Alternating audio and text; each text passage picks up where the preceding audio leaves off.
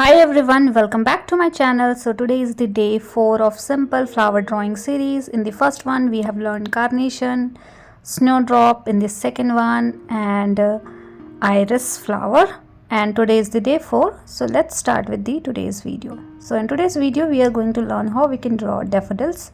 I'm going to show you 3 to 4 perspective, and I'm going to draw everything with the help of pencil, and then I'm going to trace things with the help of pen. I'm using size 0.2 needle pen.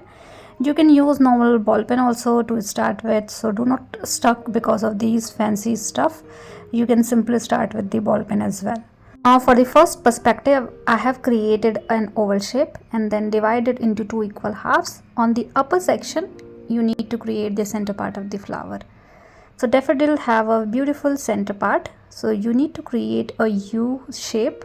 In the top of the U shape you can create a small oval shape but in a zigzag pattern or little wavy pattern. So something like this you can do. We are doing it at the top of the oval shape, as you can see. Now in the daffodil we have 6 petals, so start creating petals as per space available for you. So I have created these 3 at distance, and then you can create 2 more in between these petals. Now we have total 5 and 1 is hidden because this one is the side perspective. You can assume something like this. We are done with this particular perspective. This one is the side perspective wherein we are seeing the petals, and we are also seeing the center part of the flower but not that visible, so little bit side you can say. And then you can create little thicker structure and you can create a stem. Because this is the side perspective, we are seeing the thicker structure that we have at the base of the flower. Now let's do one more perspective. So this one is the simple one facing towards you, so you are seeing the flower from the front. So in this particular flower you are seeing all the 6 petals and center part of the flower as well. So create a smaller circle at the center like this, and then you can have a small U shape. So basically a small base we are seeing for the center part. You can make it wavy and then you can start creating petals. So again you can start with 3 petals at distance, and then you can create 3 more in between, so that you can have little bit of overlapping between the petals as well. And the petals are quite simple, little broader and pointed, something like this. You can also have folded pattern. So to create folded structure you need to create a triangle kind of shape inside the petals around the edge. So this is optional, so you can do something like this. You can have little bit of structure at the center part of the flower, and this is the second perspective. Now let's create one more. This one is also side but little different than the first one. So in this one again I am creating a round shape, dividing it into 2, and from the center you can create a big U shape like this. In the first one we have created smaller, but in this one we have created quite visible U shape, and then an oval shape at the top having little wavy pattern around it. And then as per distance from the center you can start creating petals. So a couple of petals could be smaller in size but totally fine. That is something because of perspective, so you can have different size of petals, and something like this you did. This one is the side perspective wherein the center part is quite visible. Now you can create stems for all the 3 flowers that you have. Now because we are creating a group, I think a flower bird is also something we should do.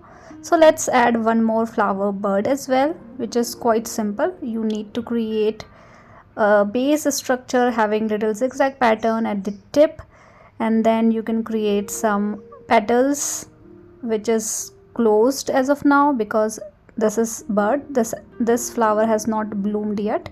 So you can create something like this as a part of flower bird.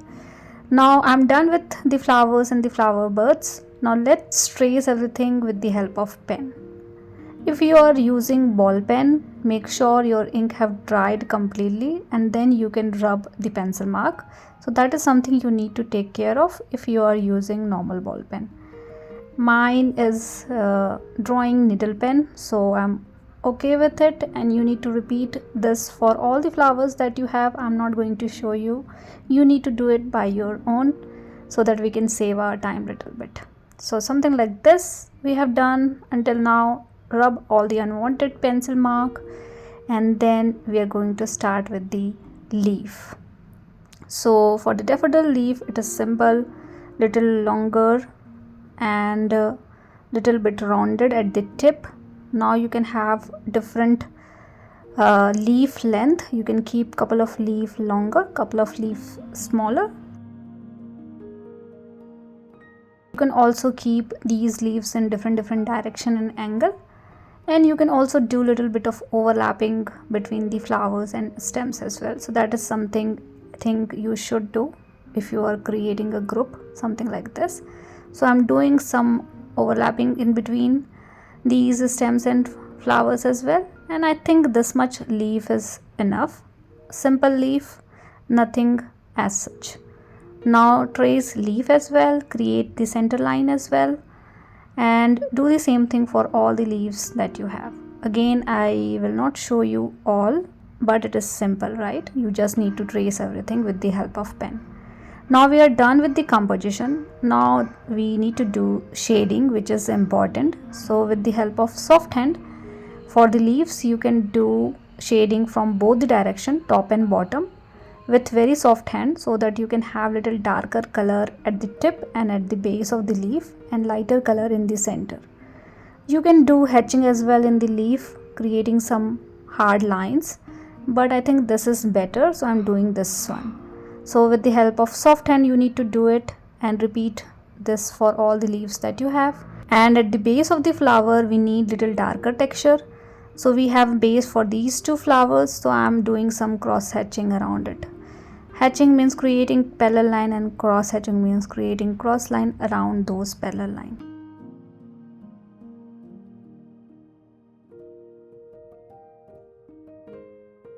Now let's jump into the flower. So for the center part I am having some lines around the center part like this. These are not a straight line but little bit curved line, and then little bit shading to make it more darker.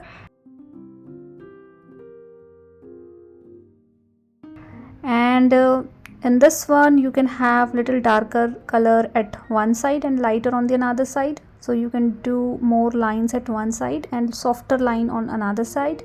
So these things actually depend on you, how you like to shade all these things. And then you can have little bit of texture and pattern around the center part. So for the center part I am creating some bold lines and then soft lines to make it darker. Same thing we need to repeat for this one as well. In this one I am creating little bit of shading around the center part to make the visibility of center part more clear. So in this way you can see the center part more clearly, and then you can create one line around the petal area. So these things is important when you try to beautify your stuff, especially when you are only interested in drawing. Now for the petals you can start creating some fine lines from the tip of the petals towards the inside.